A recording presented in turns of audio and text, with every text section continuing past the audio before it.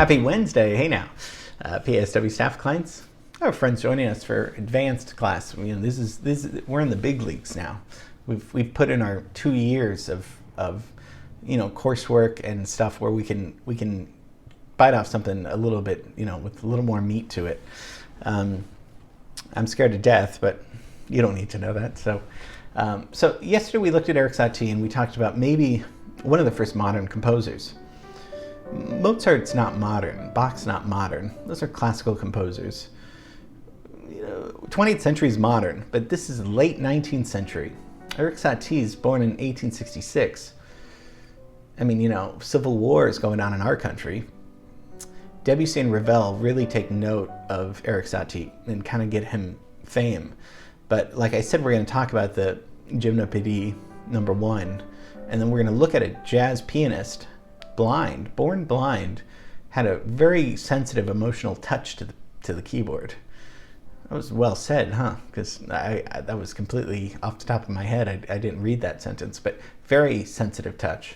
And we're going to see how this jazz guy, because you know how when you're like, it's jazz and classical, it's a mixture of jazz and classical. Those are, and that's fine. But it's like, wait, I always want to stop and say, well, how is it jazz and how is it classical? We're going to easily, this will be so breezy. We're going to see how he actually takes a jazz song and a classical song, intertwines them to make something beautiful and lovely. We'll see. I'm not just saying this. I'm going to show you. So today we're going to look at Erik Satie and George Shearing.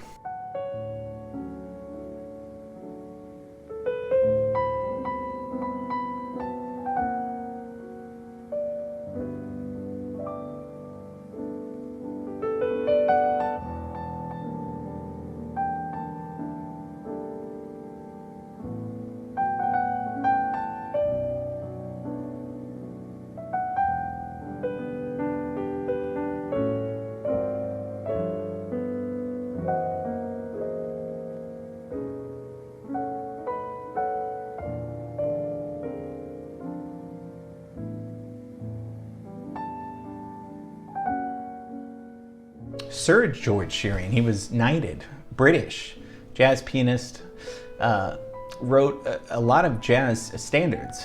Lullaby of Birdland's probably his biggest. Born blind and mostly self-taught, the youngest of 9 kids in London. Had a little bit of formal training, about 4 years at Linden School for the Blind in Europe. Then starts forming jazz groups. Probably like in the 30s he's doing this, because he's born in 1919, dies in 2011, so starts joining an all-blind band in the 1930s. If you think of that, that's pretty out there. He just, like Stevie Wonder, like Ray Charles, they know how to, doesn't matter if you can't see, they feel it in their music. Shearing starts playing piano at age 3, which was, I started playing it too, so you're just a prodigy, whether you can see or not. You just are drawn to that instrument and know how to do that. So his sound's going to be a little bit like Fats Waller. We did a class on Fats Waller with that beautiful song. Gonna sit right down and write myself a letter. Fats sang and played beautiful piano. Kind of comes from stride piano. Of course, goes back to Scott Joplin. But Fats is going to be a big influence on his style of playing. Now, when we get to the 40s and 50s, we've seen that musicians go from one of 2 ways. Either bebop, fast jazz piano playing. Bud Powell was kind of the first to take Charlie Parker's solos, playing them on the piano in his own way. Or cool jazz with Miles Davis. Shearing's going to kind of go the cool route. Doesn't mean these guys can't play fast, but it's just not one. There's different types of jazz going on. Mostly cool and bebop are the 2 main ones going on in the 50s. So it's going to be a different approach. Just like Miles wanted his own sound, we looked at how he got his sound with So What and the harmonies with Bill Evans and Gil Evans. So that's Miles's route. So Shearing's going to go along the cool route. which is probably good because I think you sell more records that way. Shearing's got a very graceful way of playing, very sensitive way of playing. Shearing's touch to the piano, very recognizable, very nuanced, which reminds us of how one would play something like Erik Satie. Something very expressive like that, where the performance is just as important to the composition because it's got to be played with love, you know. So in 1940, Richard Rodgers writes this beautiful song from High and Higher, a show, you know, I mean, one of the shows. It's funny, we don't remember all the shows, but some of the songs from the shows, you know, live on. But Richard Rodgers writes, "It Never Entered My Mind," a show tune, along with Lauren's Hart, who did the lyrics. Beautiful song. Probably the most famous version is Miles Davis playing this song. Just listen to a little bit of how beautiful this song, and pay attention because you'll hear the harm and mute, right? That was Miles's trademark. How gorgeous.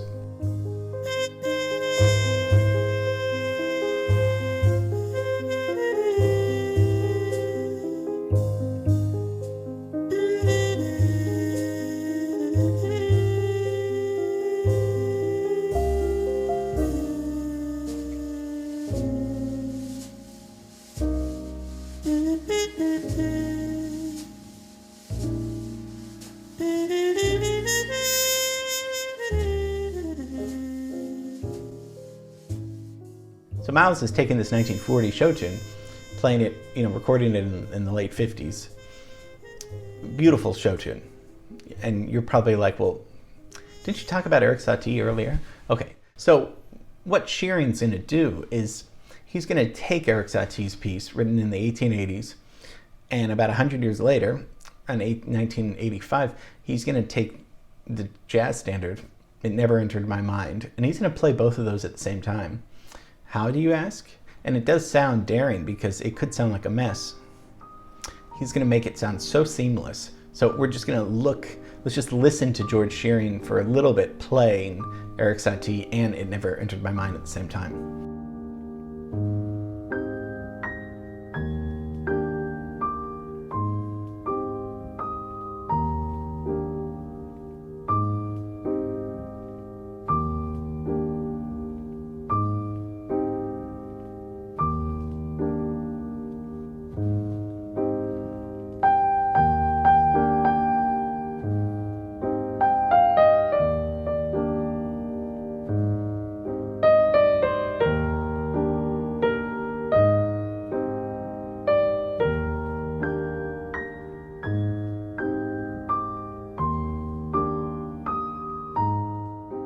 So, of course, it's not simultaneously at the same time.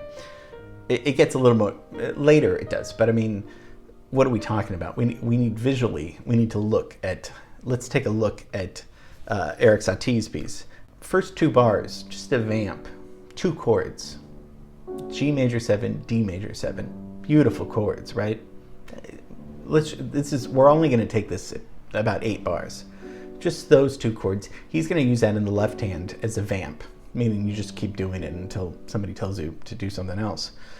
We're just gonna take the melody on the right hand, 8-bar melody. Very simple. Like I said, this must have stirred a lot of critics when it came out because not traditional melody writing. So that's just the first chunk. Let's look at "It Never Entered My Mind." So this could be 8 bars, but it's half that, it's 4 bars. Just look at the melody. That's how that's just, and then George Shearing is going to play both, and he's going to hand off one melody to the other melody. So let's take a listen. I really would love for you guys to hear if you can tell when Satie's playing melody, when Satie's melody is there, and when "It Never Entered My Mind" is there. But if you're nervous, because when somebody says you should do this, I always get nervous. So I'm going to play it, and I'll show you on the screen when each melody kind of comes. But listen how flawlessly and easy and seamlessly he's got us in this mood where you're just in this relaxed state with these beautiful melodies going on. So let's take a listen.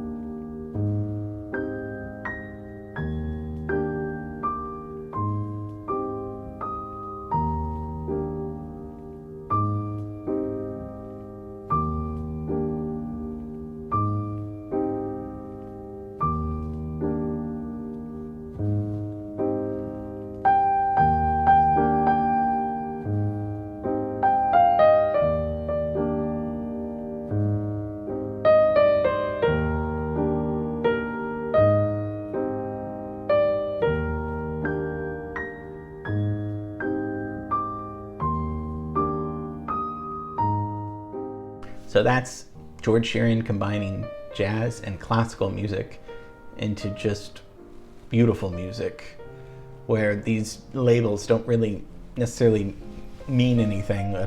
Is it a classical or is it a jazz?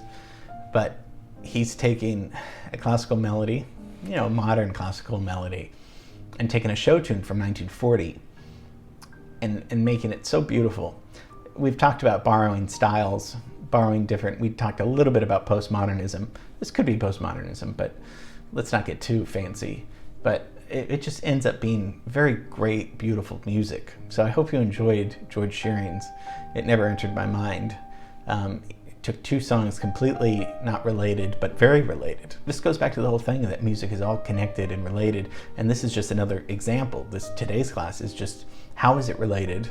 Oh, sometimes it's just 4 to 8 bars where everything just seems to come together perfectly and beautifully. So hope you enjoyed that. It's good work that we're doing, I think. Okay, tomorrow's LA. It'll be fun. And yeah, that's George Shearing and Erik Satie. Have a wonderful day and see you tomorrow. Bye.